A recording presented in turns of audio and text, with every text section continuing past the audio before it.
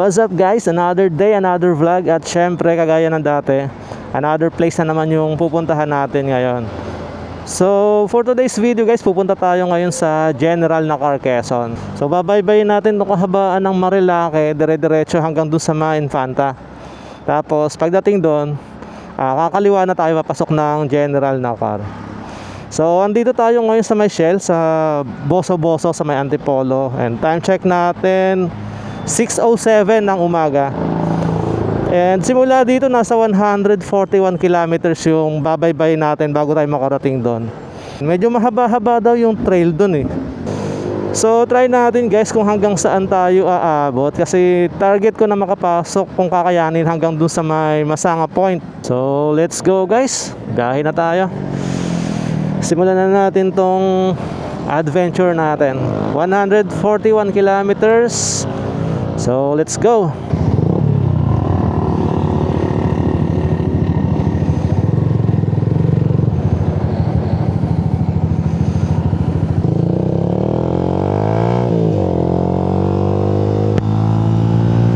Ganda ng sikat ng araw. Ano bang tamang pronunciation doon?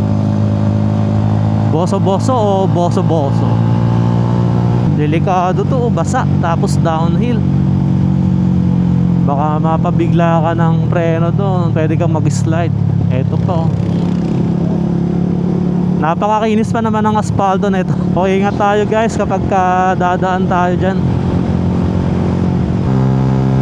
Ang ganda ng kalsada, ang linis.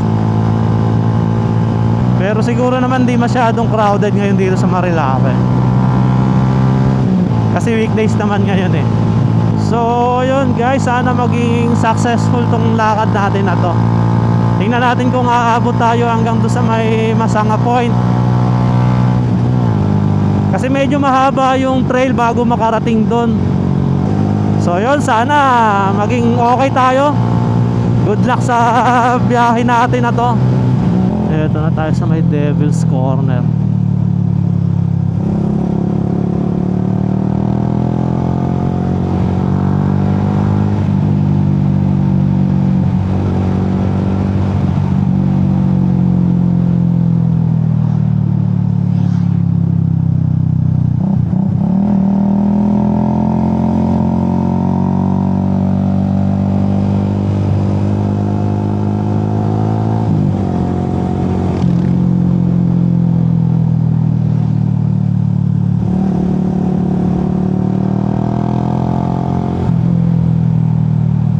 Eto na tayo ngayon sa may intersection ng Sampaloc dito sa may Tanay.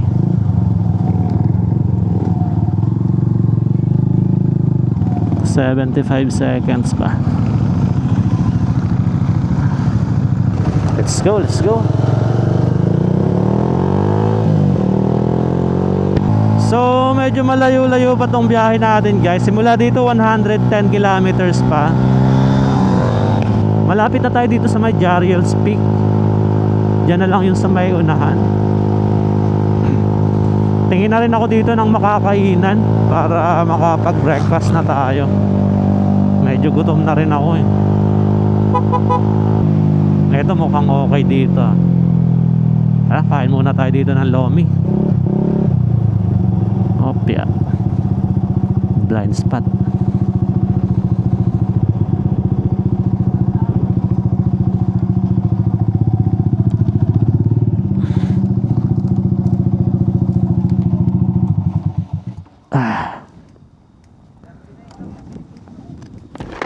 Good morning po. Isang extrang solo lang. Babayaran na po ba? Mamaya na. Okay, thank you. So ayun guys, kain muna tayo. Mag-order tayo ng lomi. Dito to sa may Esperanza bago mag Jariel's Peak. A few moments later. Okay, goods na tayo. Loaded na tayo. Meron na naman tayong meron na tayong paghuhugutan ng lakas. Okay din yung lomi nila doon. So diretso na tayo sa biyahe natin. Time check natin 8:11 ng umaga. So nasa 2 oras pa daw simula dito, pero hindi ako sure dyan sa oras na binibigay niya. Kasi mahirap yung daan, mamaya papasok dun eh. Sa mga oras na ito, ay ramdam ko na ang malamig na hampas ng hangin. Sinyalis na malapit na ako makarating sa bayan ng Infanta, na siya namang lalong nagpatindi ng excitement at kaba na nararamdaman ko. Dahil alam kong hindi biro ang hirap na pagdadaanan ko para makarating ako sa aking destinasyon. Ang lakas ng hangin dito. Tapos ayun oh, umaaraw na naman. Kanina parang umaambo na ng bahagya eh. Tapos nawala, lumiwanag ulit. Tapos eto, ayun oh, foggy dun banda. So sana okay dun sa pupuntahan natin. Maganda sana ang panahon dun. Eto na tayo guys sa ano, sa may Three Lion. Opya.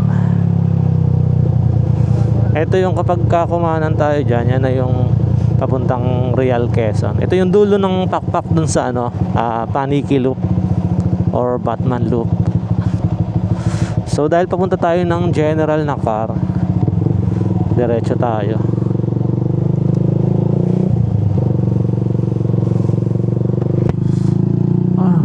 Let's go. Ilang kilometro pa ba? 46 kilometers na lang doon sa Pinoy, doon sa nakapin. Na di ko lang sure kung saan parte yun ng ano, saan parte yun ng Masanga. Pero doon na siya sa may area ng Masanga, parang doon sa may bridge yun eh, yung nakapin dito sa mapa natin. Okay, kaliwa na tayo dito.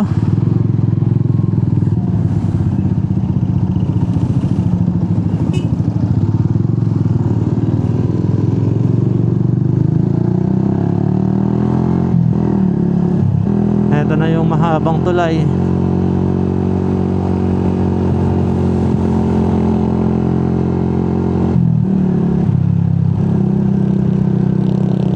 Yung nasa ilalim na ilog na yan guys, yan yung Agus River. Ayun o. Pero dahil summer ngayon, hindi ganun kalaki yung tubig.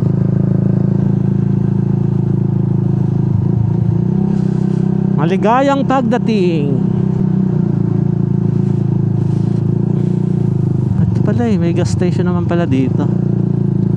This way.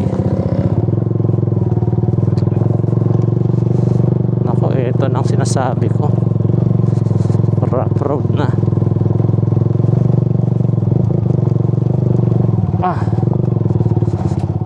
Bago pa lang ako nagsisimula sa mahirap na bahagi ng trail, ay muntikan na kaagad magkaroon ng aberya. Mabuti na lamang at napansin ko kaagad na hindi pala nakalock ang magnetic mount ng aking secondary camera. Muntik pa malaglag. Ayun. Buti nakita ko. Hindi nakakapasok ng maayos.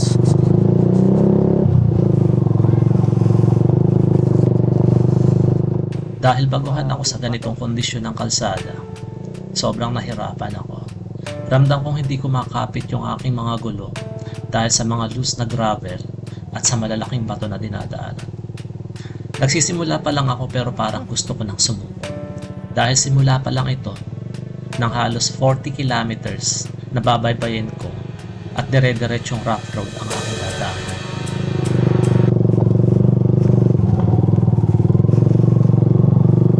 Sunod tayo sa kanila.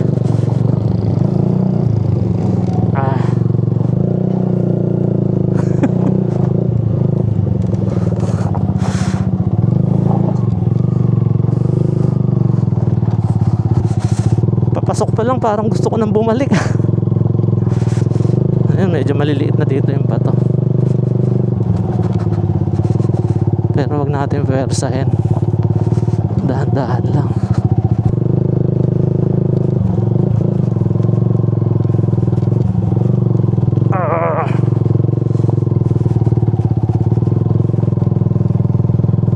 Hirap pala mag-trail. Hala, pag titignan mo sila parang ang dali lang eh.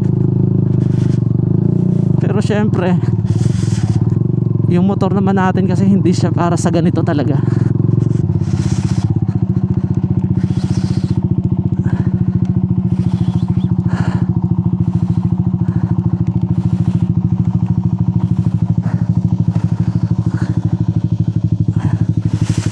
Nahihirapan ako mag-balance eh.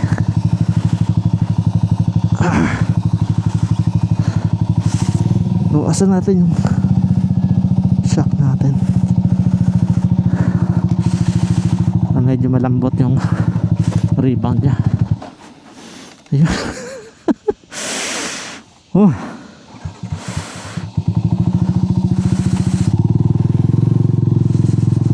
Okay, let's go, let's go.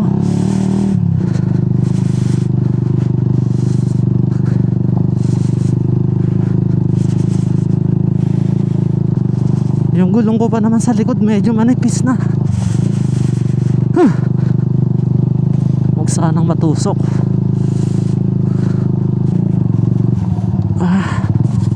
Pinupulikat yung daliri ko eh. Pagkatapos kong ma-adjust yung rebound ng shock at magbawas ng hangin sa gulong, ay mas naging okay na yung aking pacing. Mas naging smooth at stable na yung aking takbo.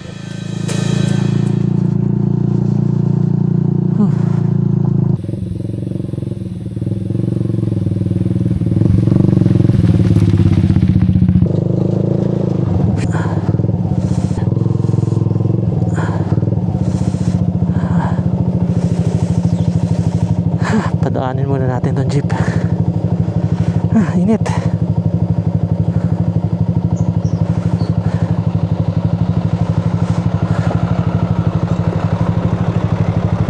Bata lang yung driver eh. Ayan oh. Dapat tayo maging mapangmatsyag sa ganito oh. Yung mga ulo ng pako nakalabas. Nakalabas, pwede yan tumusok sa gulong. Unang tulay. Wow, sarap maligo. Linaw ng tubig oh.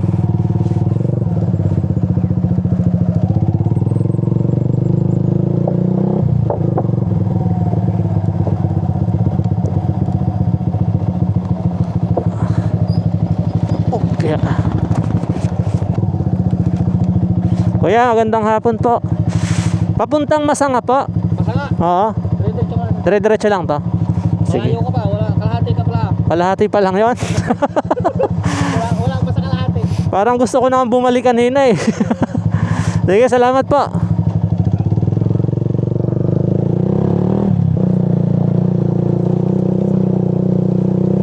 Malayo pa daw ah.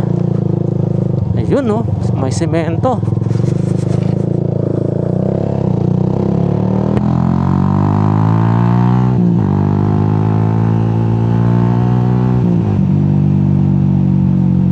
Yun lang. Hanggang dun lang. Hanggang dito lang yung semento. Pinasabik lang tayo.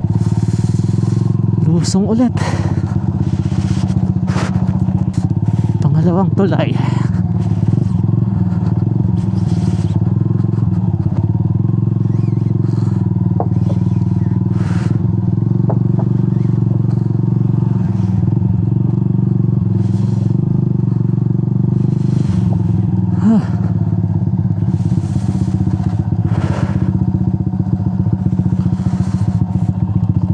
Lalim nun. Kung enduro sana or dirt bike yung gamit natin, for sure mas malayo pa yung kaya nating tagusin. Etong gamit natin kasi pang ano lang eh, city driving.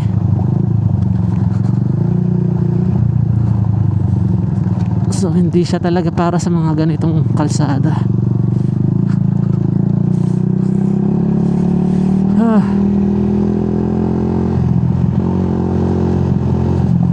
Nawala yung sakit ng likod ko.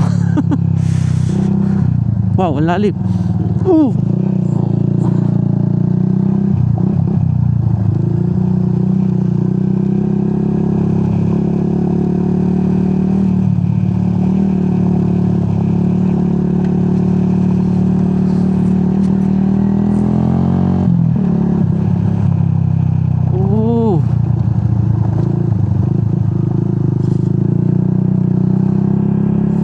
May dagat na dito sa kanan natin. Hanap tayo ng tindahan, nauuhaw na ako. Nakalimutan kong bumili ng tubig kanina dun sa dinaanan natin. Sa ilalim ng terik na araw ay nagpatuloy ako sa aking paglalakbay. Unti-unti ko nang nararamdaman ng pagod at pagkauhaw dahil sa init ng panahon. Dagdag pa dyan ang kondisyon ng kalsada na lalo nagpahirap sa aking biyahe. Hindi ako pwedeng magkamali dahil baka hindi na ako makauwi. Pero hindi yung sapat na dahilan para tumigil dahil desidido pa rin ako makarating sa aking pupuntahan. Ay, salamat. Tindahan.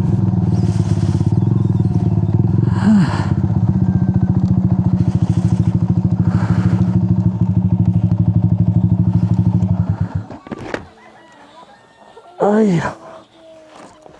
Pabili po. Pabili nga po ate ng tubig. Ate, malayo pa po dito yung Masanga. Malayo pa po, sir. Malayo pa. Tatlong barangay. Tatlong barangay pa. Ayun. Salamat po. Sabi ni ate, tatlong barangay pa daw simula dito. Ate, anong barangay na po ito? San Marcelino. San Marcelino. Sige, salamat po. Sablay, Maligaya, sa Kanaway. Yung Kanaway po yung proper. Okay. Yung Masanga po yun ay Sakop ng Kalaway. sakop po yun ng Kanaway. Okay, salamat po. So, ayun. Bali sabi ni ate, pangatlong barangay daw. Simula dito. Andito tayo ngayon sa San Marcelino. Time check natin, 10:50 ng umaga. Inom muna tayong tubig, tapos pahingang konti.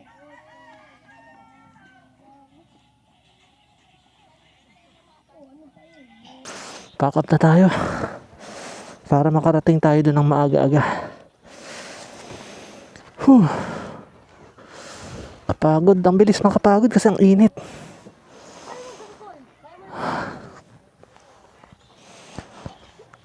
Let's go.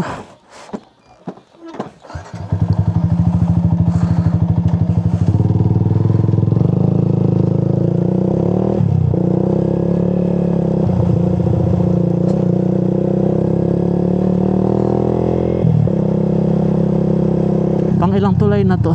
Pangatlo ba? Ito mga ganitong motor dapat dito eh. Sa taas ba tayo? Sa baba? Tayo sa baba.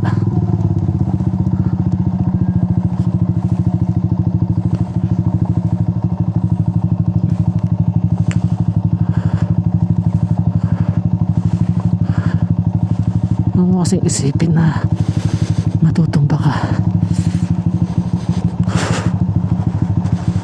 Wow, sarap magbabad dito.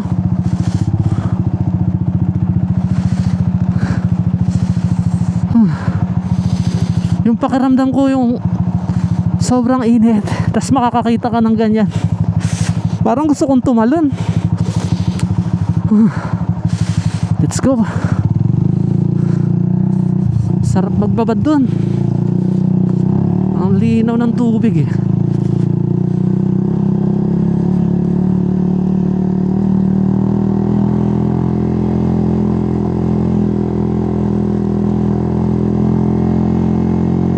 Medyo nakukuha ko na yung technique sa ganitong rough road.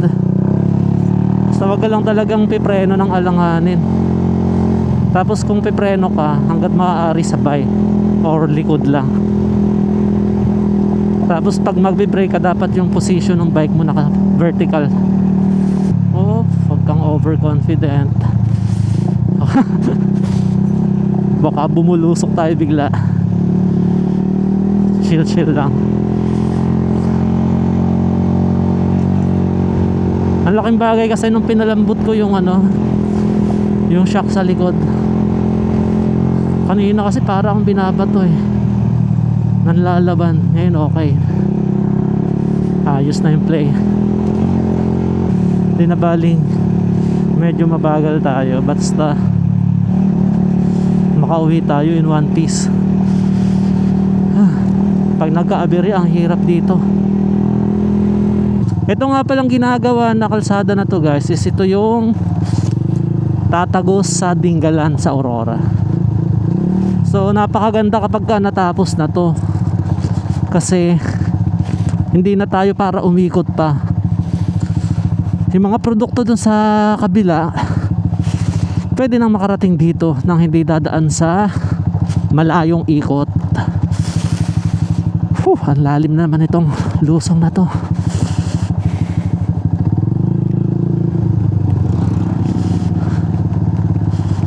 Hopya.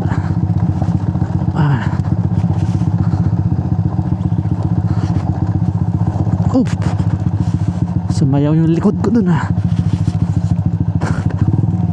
Pang ilang tulay na to? Pang 4 ba? Pang 5? Nawala na ako sa bilang ko. May dalawa sila meron pa dun sa baba.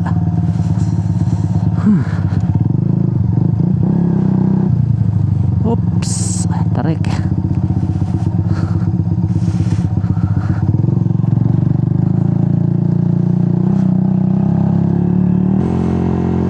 Kung ganito lang sana yung pagka-rough road niya, okay lang. Kaso yung mga ibang nadaanan natin na part, ang lalim ng mga ang lalim ng mga parang pinaghukayan, tapos yung mga bato na nakatambak, ang lalaki. Kaya kapag mababa yung clearance ng motor mo, posibleng madali yung crankcase mo. Karamihan sa kanilang mga gamit is Rusi o kaya yung TMX. Yun yung mga gamit ng mga lokal dito.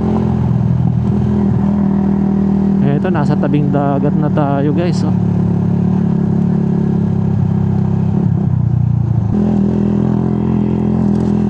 Ahon! Ahon lang tayo ng ahon. Wow! Wait lang. Ang ganda dito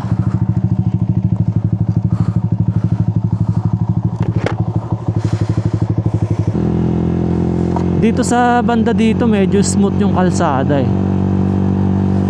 Doon sa bungad kanina sa pagpasok, grabe.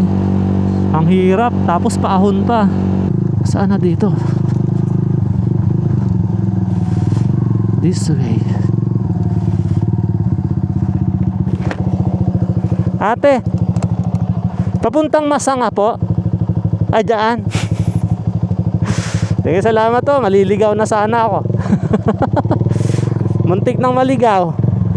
Eh, salamat po. Malayo pa po yun dito?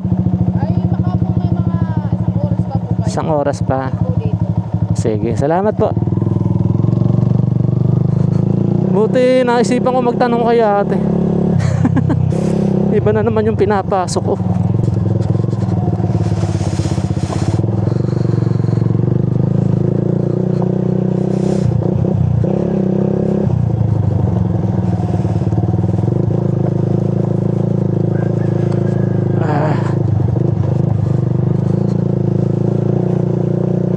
Dapat pala pumili ang pagkain doon. Nagbaon sana tayo ng pagkain.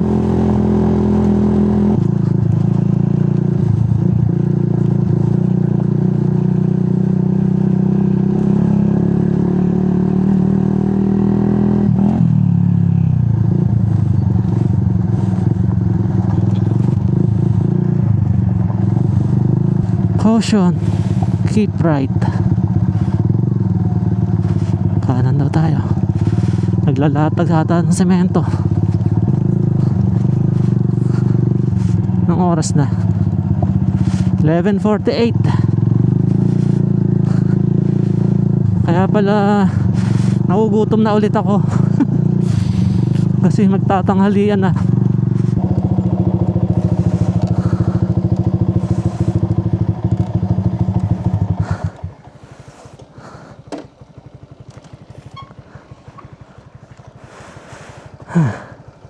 Pabili po. Ano po? Ito nga po. Isa. Ano sir? Ito. Magkano yan? Dito po. Hmm. Ay, 35. Ha? 35. 35. Thank you.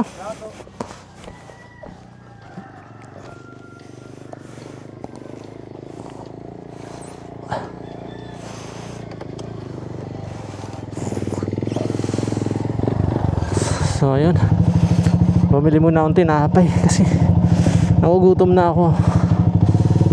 Saka soft drinks. Dati dito yung dinadaanan nila eh, hanging bridge. Pero ngayon dito na daw sa baba, pwede na. Dito na lang tayo sa baba kasi parang ang kipot dun.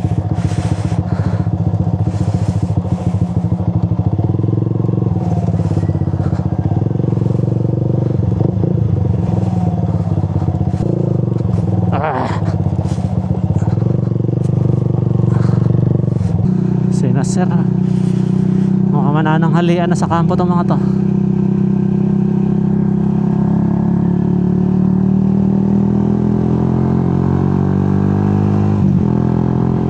Buti semento na dito banda.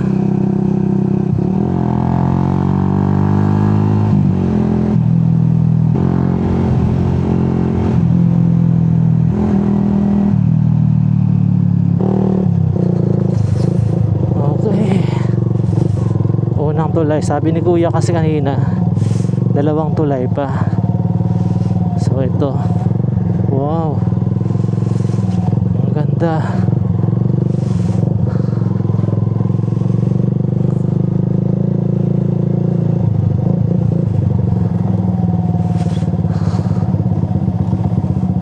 Opya.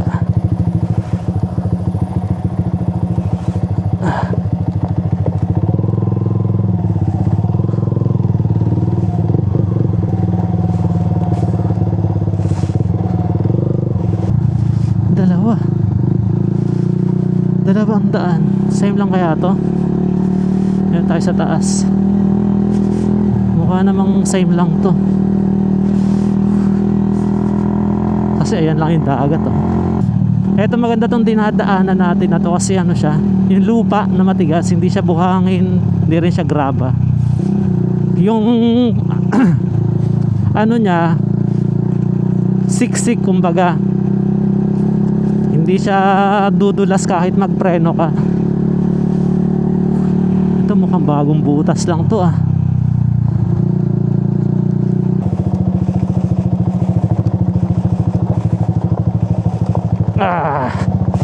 Wow. Shit. Ang ganda. Taka ng hirap ng daan.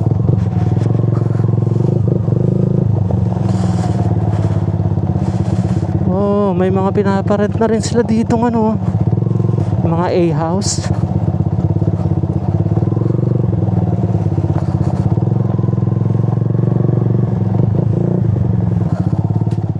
Pagkatapos kong maglakbay ng mahigit 100 kilometro, ay narating ko rin ang aking destinasyon. Sobra akong namangha sa taglay nitong ganda, na para bang nawala ang lahat ng aking pagod na nararamdaman. Sino ba naman ang magkaakala na mayroon pa palang malaparaisong lugar na matatagpuan dito? Wow, grabe, ang ganda.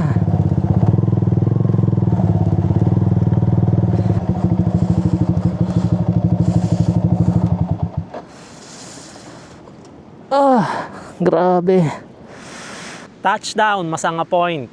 Time check natin, 12:27 ng tanghali. Sobrang nakakapagod yung biyahe.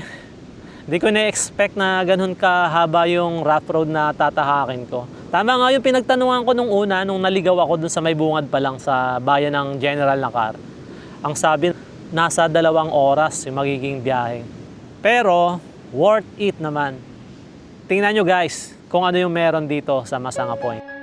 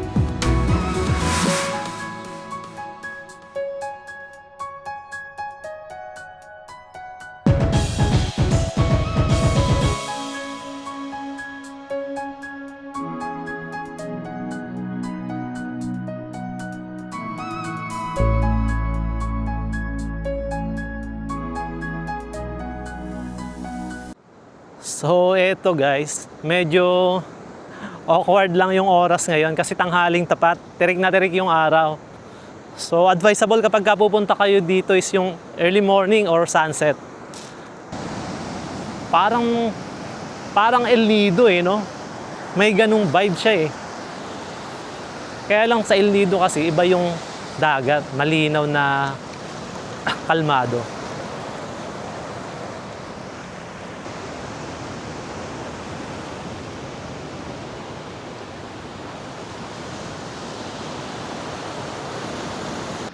So punta muna tayo doon sa lilim kasi napakainit talaga. Whew. Tapos nagugutom na rin ako. Sakto may binili tayong tinapay kanina. So picnic muna tayo dito. Tamang picnic lang tayo. Whew. Grabe yung naging itsura ng motor ko. Parang galing sa digmaan.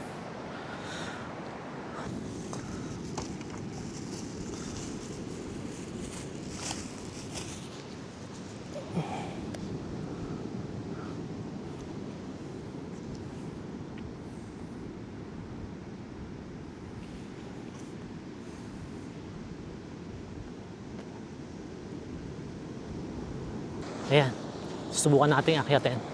Kasi may nakita ako doon sa gilid, parang pwedeng daanan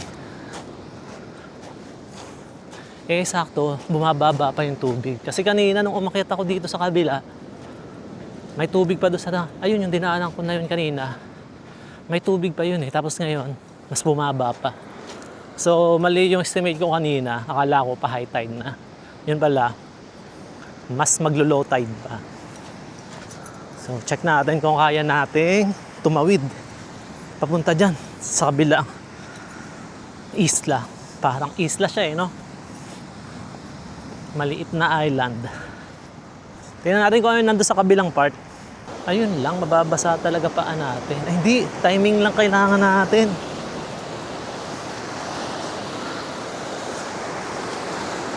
Kailangan. Ayan, di ba? Umalon. So pagkababa niyan, sasabayan na natin ang takbo. Kaso wala tayong titigilan sa taas. Doon, sa ibabaw. Tara! Shit! Ay! Wala, nabasa na rin yung paa ko. Uy! Uy! Uy! Ang lalim naman yan. Oop!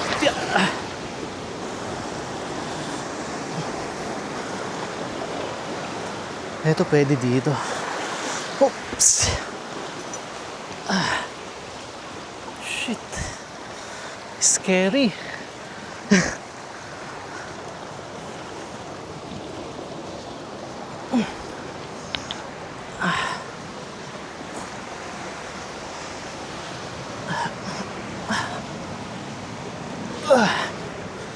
Yan.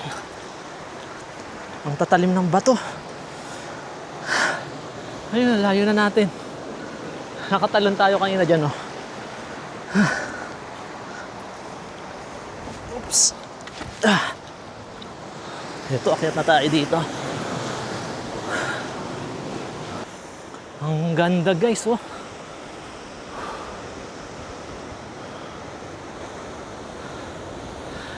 Mahangin pala dito, kaya yung drone ko nahihirapan dito sa part na to. Nawawala sa focus. Ayun, meron din tong isa pa na parang isla. Kagaya na ito.